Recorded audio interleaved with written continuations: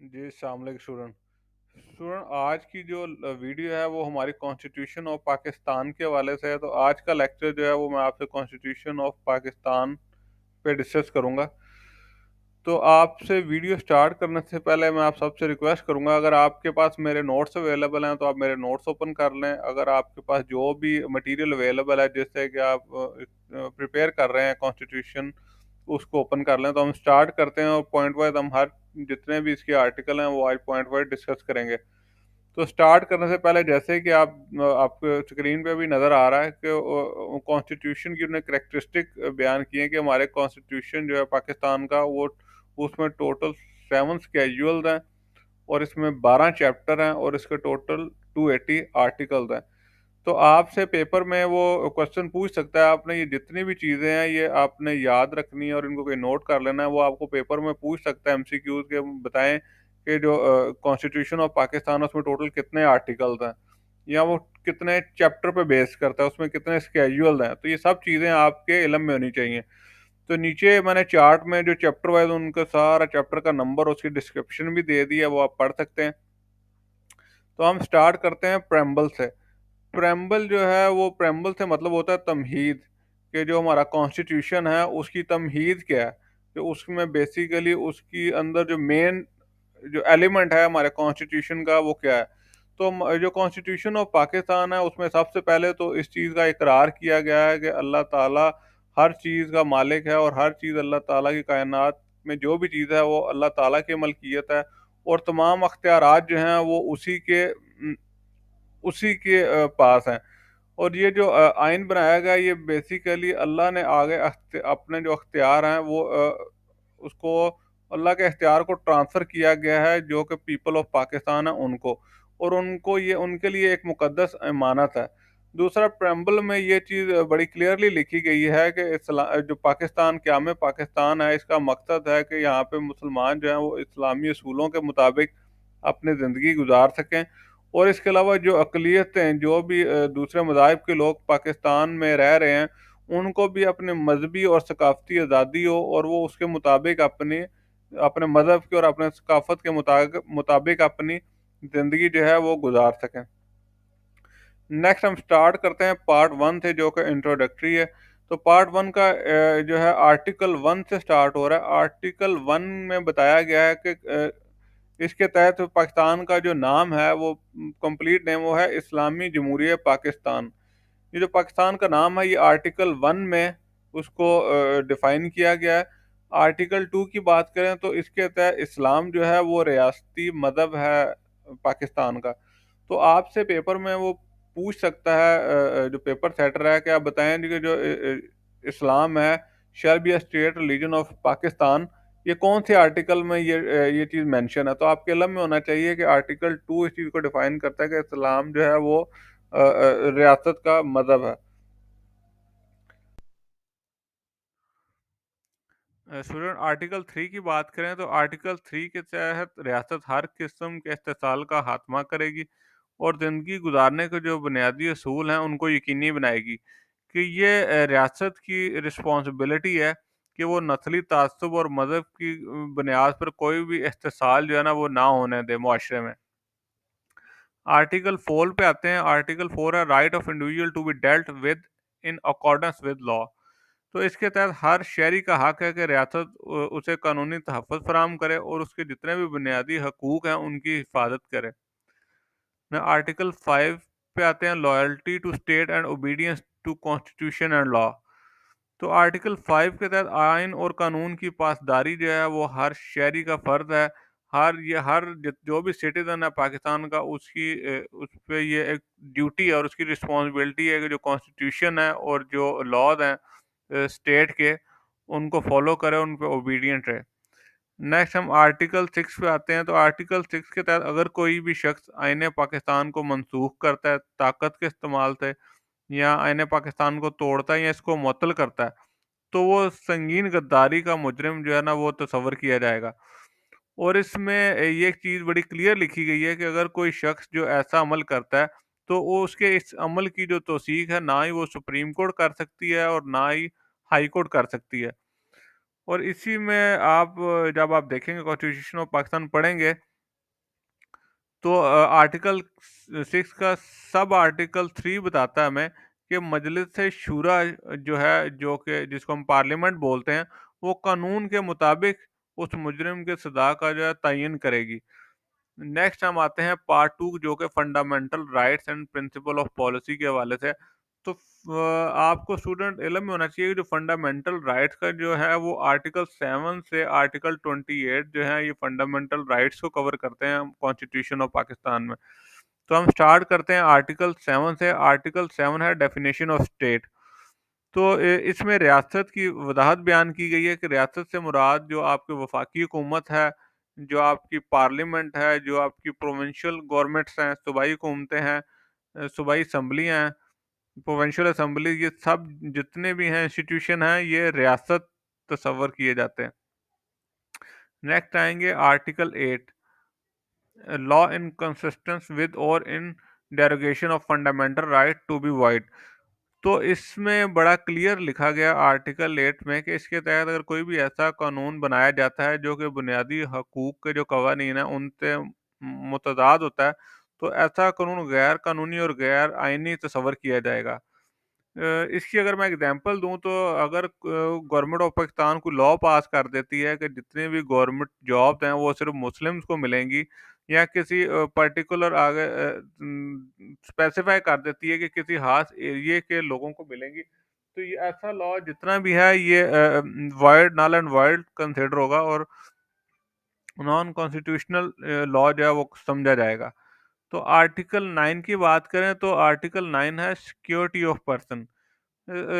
इसके आर्टिकल 9 के तहत किसी भी शख्स को आज़ादी से या किसी भी शख्स को आज़ादी से या ज़िंदगी से महरूम नहीं किया जा सकता, कि आप किसी भी शख्स की जो उसकी है लिबर्टी है उसको आप नहीं ख़त्म कर सकते, ना ही किसी को ज़िंदगी से महरूम कर सकते हैं, किसी की आप जान ले सकते हैं।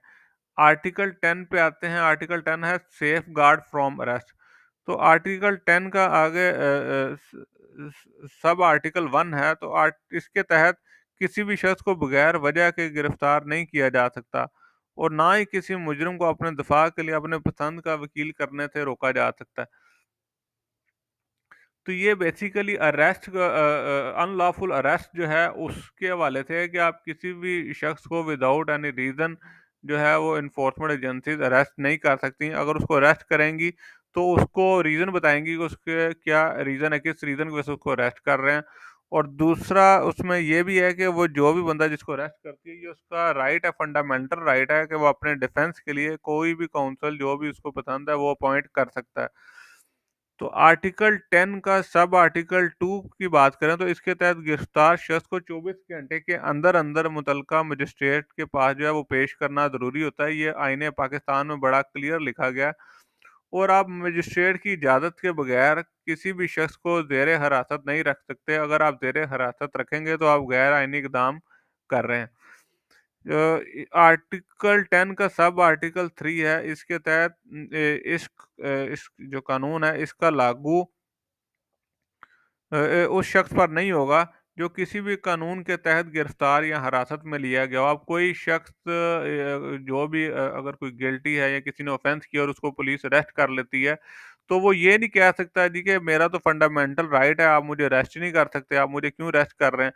तो इसी का जो आर्टिकल 10 का सब आर्टिकल 3 है वो ये चीज़ बड़ा क्लियरली मेंशन कर रहा है कि अगर कोई शख्स कानून को वायलेट करता है, तो उस कंडीशन में उसको जो भी एनफोर्समेंट एजेंसीज हैं वो अरेस्ट कर सकती हैं।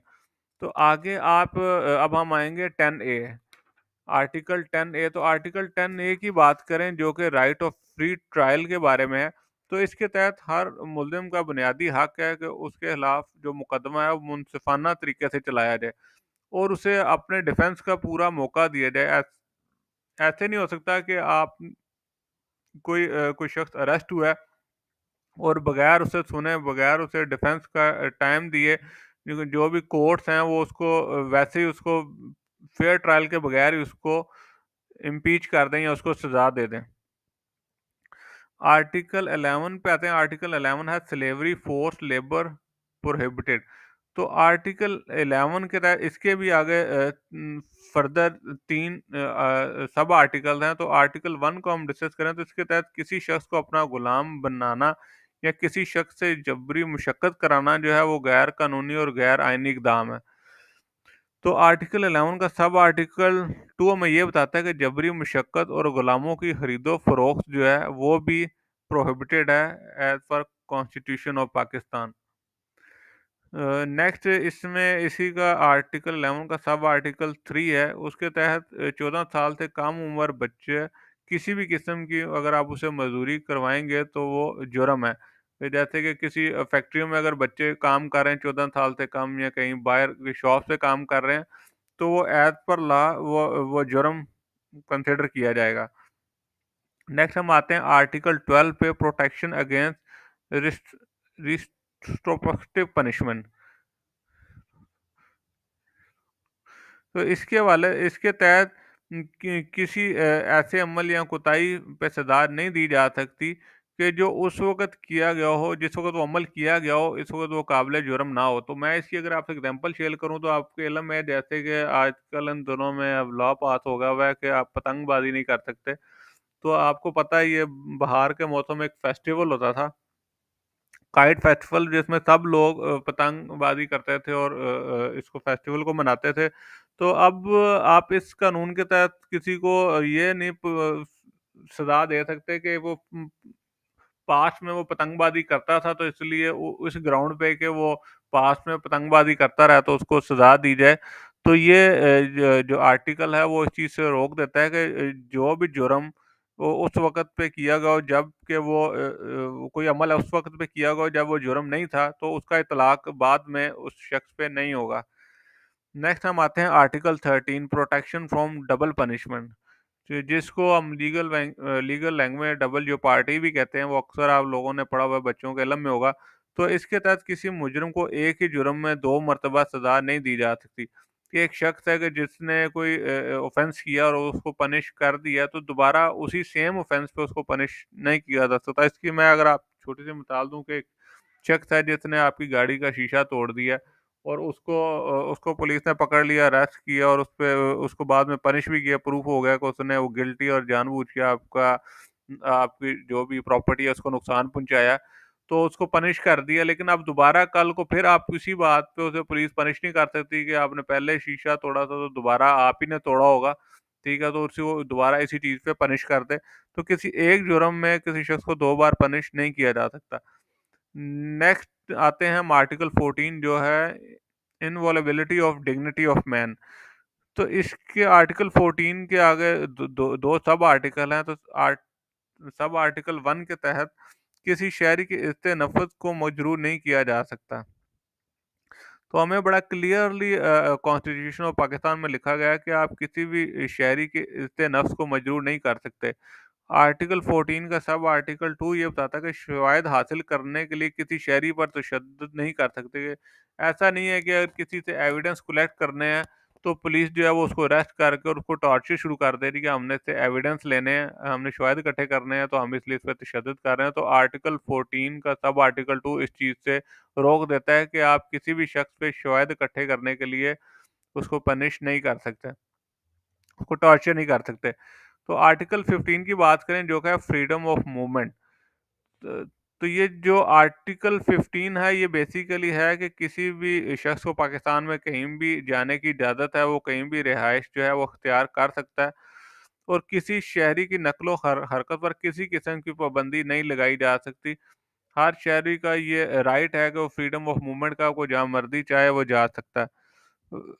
तो इसकी मैं एग्जांपल ये दे सकता हूँ कि अगर कोई कल को गवर्नमेंट कह दे या प्रोविंशियल गवर्नमेंट कह दी कि पेशावर में सिर्फ जो है वो पठान आ सकते हैं या सिंध में सिर्फ सिंधी आ सकते हैं या पंजाब में सिर्फ पंजाबी जो है वो मूव कर सकते हैं, तो ये अनकॉन्स्टिट्यूशनल एक्ट होगा या अनकॉन्स्टिट्यूशनल लॉ होगा। इसकी परमिशन जो है वो हमारा कॉन्स्टिट्यूशन नहीं देता। नेक्स्ट हम बात करते हैं आर्टिकल 16 की। तो आर्टिकल 16 है फ्रीडम ऑफ असेंबली।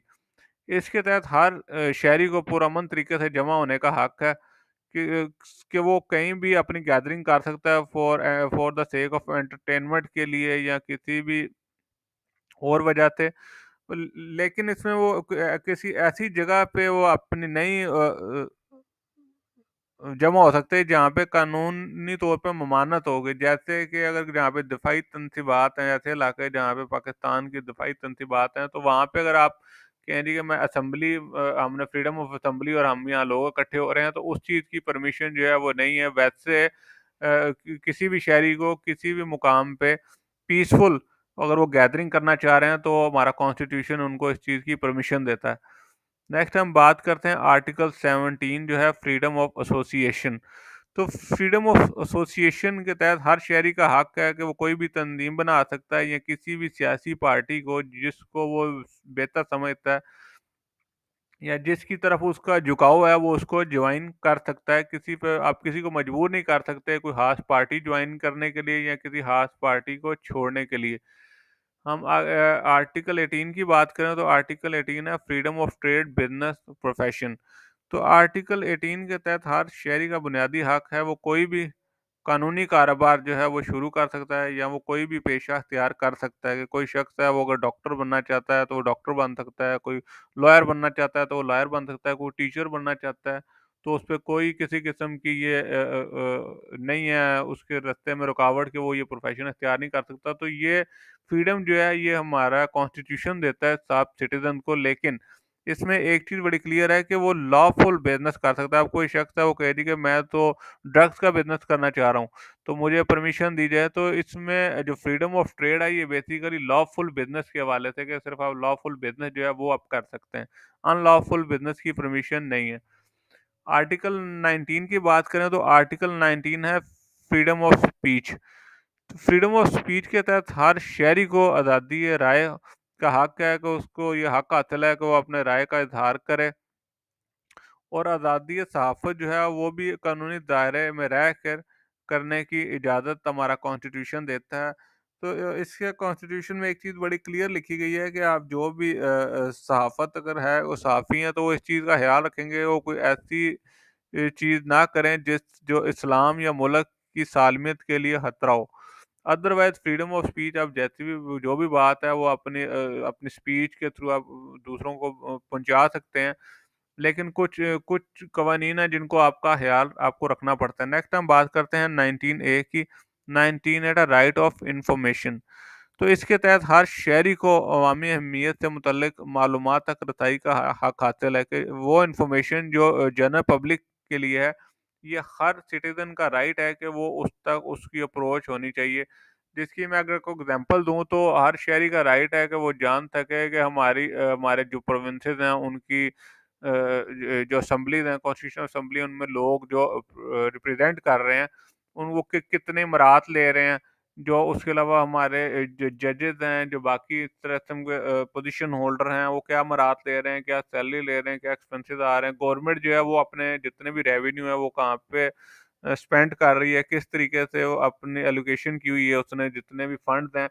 तो ये ऐसी मालूमात है जो जनरल पब्लिक इसको ले सकती है। नेक्स्ट हम आर्टिकल 20 की बात करते हैं फ्रीडम ऑफ रिलीजन।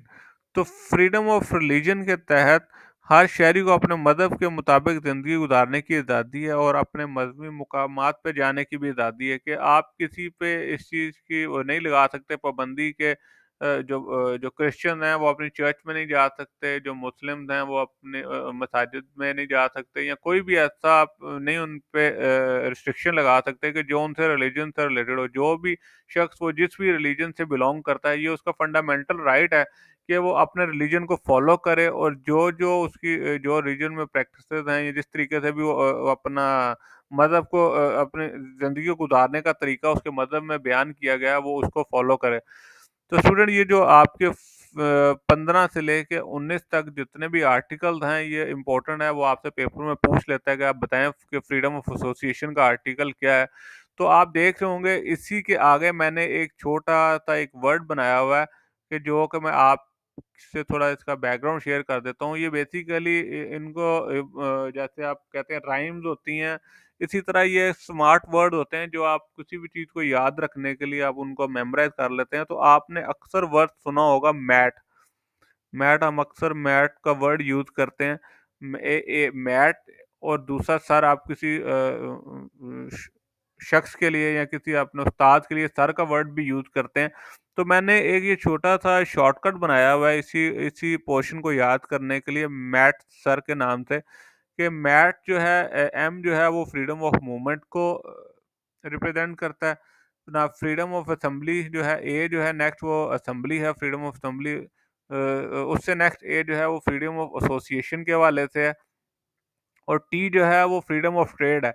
तो आपसे अगर कोई पेपर में क्वेश्चन आता है कि आप बताएं कि फ्रीडम ऑफ ट्रेड का कौन सा आर्टिकल है, तो आपने जब अपनी चीज़ों में इस तरीके से सिंपल वर्ड अपने ब्रेन में मेमोराइज किए होंगे तो आप फौरन रिकॉल करेंगे कि हमने एक वर्ड मैथ्सर का शॉर्टकट बनाया था अपने देन में, जिसमें टी जो है एम जो था 15 से स्टार्ट हो रहा था, तो टी 18 नंबर पे फॉल कर रहा है, तो इसमें डी का ट्रेड जो है फ्रीडम ऑफ ट्रेड का आर्टिकल 18 है।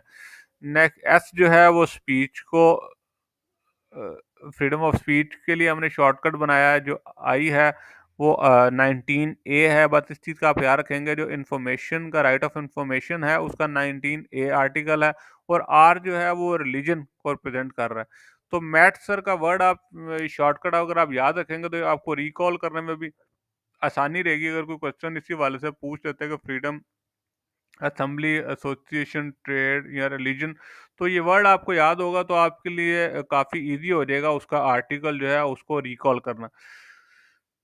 तो नेक्स्ट मैंने, आप मेरे अगर देखेंगे जो मैंने नोट्स बनाए हैं उसमें मैंने यूजली कोशिश यही की है कि जो भी इस किस्म के वर्ड हैं वो मैं ज़्यादा से ज़्यादा स्टूडेंट्स के साथ शेयर करूं, ताकि उनके लिए इजी हो सेक्शन याद करने, उनके हवाले से उनको इजी हो आर्टिकल याद करने, उनके लिए इजी हो जो अगर जिस पोर्शन में रूल्स हैं उनको याद रखना।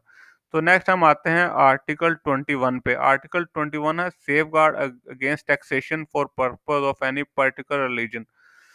तो इस आर्टिकल के तहत किसी शहरी से उसके मजहब या मजहबी मुकामात की देखभाल के वाले से टैक्स नहीं लिया जा सकता। कि आप ये नहीं कह सकते क्रिश्चियन को कि हम आपको यहाँ पे सिक्योरिटी प्रोवाइड कर रहे हैं, आपकी चर्चेज की टेक केयर कर रहे हैं, तो आप हमें ये एक एडिशनल टैक्स है जो आप पे करेंगे, क्योंकि बेसिकली मुस्लिम कंट्री है और उसमें आप रह रहे हैं और आपको आज़ादी है मज़हब की और अपने मजहबी मुकामात पे जाने की, तो उसके हवाले से आप किसी भी किस्म का अगर गवर्नमेंट उन पे टैक्स लगाती है तो ये अनकॉन्स्टिट्यूशनल है, और हमारा कॉन्स्टिट्यूशन जो है वो भी इस चीज़ को प्रोहिबिट करता है। नेक्स्ट हम आते हैं आर्टिकल 22। आर्टिकल 22 है safeguard as to educational institution in respect of religion. तो ये जैसा कि आप पढ़ रहे हैं बड़ा क्लियर लिखा हुआ है। इस आर्टिकल 22 के भी आगे सब आर्टिकल्स हैं, तो हम सब आर्टिकल 1 इसका डिस्कस करें तो इसके तहत किसी भी शहरी को किसी मजहबी त्यौहार में शरीक होने के लिए या मजहबी अहकामात को मानने पर मजबूर नहीं किया जा सकता। तो इसके मुताबिक अगर जैसे कि आपको पता है हमारा रमज़ान के महीने में पाकिस्तान में फास्टिंग होती है, सब मुसलमान जो है रोज़े रखते हैं। तो इसके तहत आप किसी दूसरे गैर मदद शख्स को जो कुछ दूसरे रिलीजन से बिलोंग करता है उसको आप फोर्स नहीं कर सकते कि हमारे रोज़े चल रहे हैं तो आप भी हमारे साथ जो है वो इस महीने में रोज़े रखें।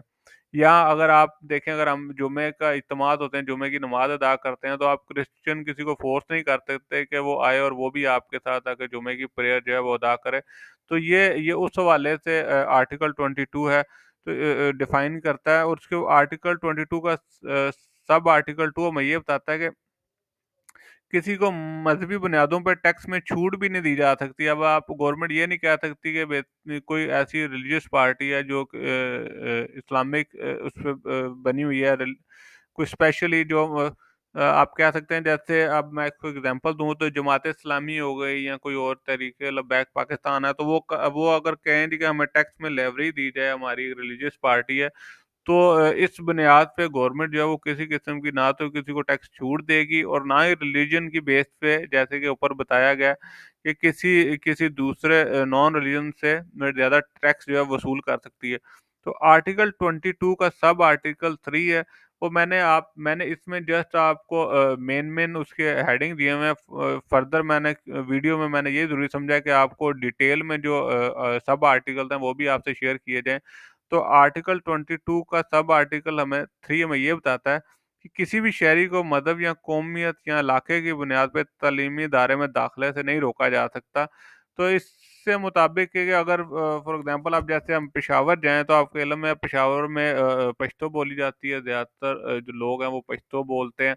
तो उसमें आप वहाँ पे ये रिस्ट्रिक्शन नहीं लगा सकते कि जो जितने भी स्कूल हैं उनमें उन्हीं बच्चों को दाखिला दिया जाएगा जो पश्तो बोलते हैं, या अगर आप सिंध में जाएँ तो वहाँ पे ये नहीं कोई भी लॉ पास किया जा सकता कि जितने भी स्कूल हैं उसमें सिंधी बच्चों को दाखिला दिया जाएगा, कि जो एडमिशन उन बच्चों को मिलेगा जिनको सिंधी आती है।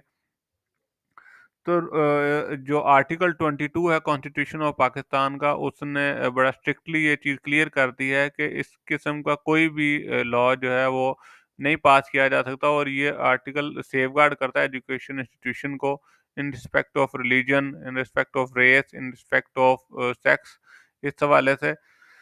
नेक्स्ट हम आर्टिकल 23 की बात करें, प्रोविजन ऑफ प्रॉपर्टी। तो प्रोविजन ऑफ प्रॉपर्टी इस आर्टिकल के तहत हर शहरी का बुनियादी हक है, वो कोई भी जायदाद खरीद सकता है या कोई भी जायदाद बेच सकता है या कोई भी जायदाद जो है वो अपनी मलकियत में रख सकता है। तो आर्टिकल 24 है प्रोटेक्शन ऑफ प्रॉपर्टी राइट। तो इसके तहत हर शहरी जो है वो कानून की नज़र में बराबर है, और उसके जो भी प्रॉपर्टी राइट्स हैं उनकी प्रोटेक्शन जो है ये स्टेट की जिम्मेदारी है कि उनको प्रोटेक्शन प्रोवाइड करे। तो आर्टिकल 25A है फर्दर, उसके तहत रियासत की जिम्मेदारी है कि 5 साल से 16 साल के बच्चों को बुनियादी तालीम जो है वो दे। ये बेसिक एजुकेशन देना जो है ये स्टेट की रिस्पॉन्सिबिलिटी है as per constitution of Pakistan, article 25A। तो नेक्स्ट हम आर्टिकल 26 की बात करते हैं, non discrimination in respect of access to public place. तो इसके तहत रंग, नस्ल या नस्ब या कौमियत की बुनियाद पर किसी शहरी को अवामी मकामात पर जाने से नहीं रोका जा सकता। हाँ, लेकिन इसमें एक थोड़ी प्रोविज़न इस आर्टिकल में अवेलेबल है कि ये जो है कोई ख़ास जो आपने बच्चे या ख़वातीन के हवाले से कुछ आपने जैसे आप देखते हैं जी कि गर्ल्स स्कूल्स हैं, तो गर्ल्स हॉस्टल हैं। तो इस किस्म की इसमें प्रोविज़न अवेलेबल है कि स्पेशली गर्ल्स और बच्चों के हवाले से कि आप इस किस्म की डिस्क्रिमिनेट कर सकते हैं कि वहाँ पे जनरल पब्लिक को जाने की इजाज़त नहीं है। या अब ख़वातीन का जो कॉलेजेस हैं या स्कूल हैं तो वहाँ पे पब्लिक को जाने की परमिशन नहीं है, या चिल्ड्रन हॉस्पिटल हो गए इस किस्म के जो स्पेशली उन्हें उसी क्लास या उसी कैटेगरी के लिए बनाए गए हैं। तो उसके हवाले से वहाँ पे आपको रोका जा सकता है। वैसे ही किसी भी पब्लिक प्लेस पे आर्टिकल 26 के तहत ना पाकिस्तानी सिटीजन को जाने से नहीं रोका जा सकता। आर्टिकल 27 पे आते हैं। आर्टिकल 27 है safe guard against discrimination in service. तो इसके तहत सरकारी मुलाजिम और दफातर में रंग, नस्ब, नस्ल या कौमियत की बुनियाद पर किसी शहरी से इम्तियाजी सलूक नहीं किया जाएगा। कोई ये नहीं कि अगर कोई क्रिश्चियन अगर जॉब कर रहा है किसी गवर्नमेंट इंस्टीट्यूशन में या किसी प्राइवेट इंस्टीट्यूशन में, तो उसको नस्ली तअस्सुब का निशाना बनाया जाए कि वो नॉन मुस्लिम है, या वो किसी दूसरे प्रोविंस का शहरी पंजाब का शहरी अगर सिंध में जाता है तो वहाँ पे जाकर उसको ना प्रोविंस उसका चेंज होगा तो उस वजह से उसको तअस्सुब का इम्तियाजी सलूक उसके साथ किया जाए, तो इस चीज़ की परमिशन हमारा आर्टिकल जो है सॉरी कॉन्स्टिट्यूशन ऑफ पाकिस्तान इस चीज़ की परमिशन नहीं देता। अब हम फंडामेंटल राइट्स में जो लास्ट इसका आर्टिकल है, आर्टिकल 28 जो है ना, preservation of language, script and culture. तो इस आर्टिकल के तहत हर शहरी को अपनी ज़ुबान और सकाफ़त को फ़रोग़ देने का हक है, कि जो बलोची हैं उनको ये उनका ये फंडामेंटल राइट है कि वो अपनी सकाफ़त को प्रमोट करें और अपनी ज़ुबान को प्रमोट करें। इसी तरह सिंधी जो हैं उन पे किसी किस्म का पाबंदी नहीं है। जो जो पेशावर के खैबर पख्तूनख्वा के लोग हैं वो अपने कल्चर को, अपनी लैंग्वेज को प्रमोट करें, तो आर्टिकल 28 उनको इस चीज़ की प्रोटेक्शन देता है कि वो अपने कल्चर को प्रमोट कर सकते हैं। तो स्टूडेंट आज हमने जो कॉन्स्टिट्यूशन ऑफ पाकिस्तान का आर्टिकल 28 तक डिस्कस किया है। तो आपसे जैसे मैंने बताया कि आपको एमसीक्यूज बेस्ड क्वेश्चन आएंगे, तो आप लोगों के इल्म में होना चाहिए कि वो आपसे पूछ सकता है कि प्रोविजन ऑफ प्रॉपर्टी कौन सा आर्टिकल है। तो ये सब चीज़ें जो हैं वो आपने मेमोराइज करनी है। जैसे मैंने अभी आपको एक शॉर्टकट बताया है, फ्रीडम ऑफ मूवमेंट से लेके फ्रीडम ऑफ रिलीजन तक जो आर्टिकल है इनको याद करने का। तो इस तरीके की आप चीज़ें जो हैं वो शॉर्टकट्स बनाएं, उनको कहीं पे लिख लें, कोई राइम्स बनाएं, राइम बना के उनको लिख लें, ताकि आप जब पेपर में बैठेंगे तो आपको ये ऐसे वर्ड्स होते हैं जो याद इजी रिकॉल हो जाते हैं, और आप फिर उसी की बेस पे आप अपना चीज़ें आपको आसानी से रिकॉल करना आपके लिए आसान हो जाता है।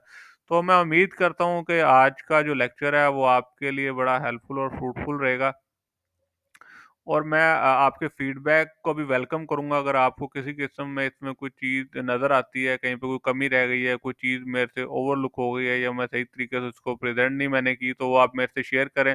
अब मैं नेक्स्ट लेक्चर में इंशाल्लाह ताला हम इसका अगला पोर्शन जो है वो कवर करेंगे। Thank you very much. Allah हाफ़िज़।